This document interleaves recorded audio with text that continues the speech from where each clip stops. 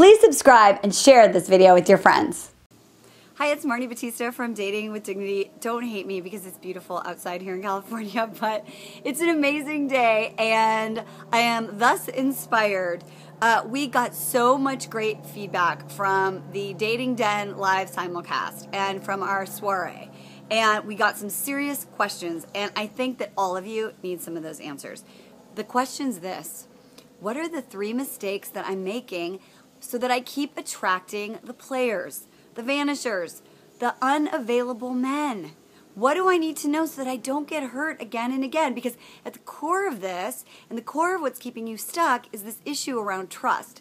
You're not trusting them, you're not trusting dating, and you're not trusting yourself.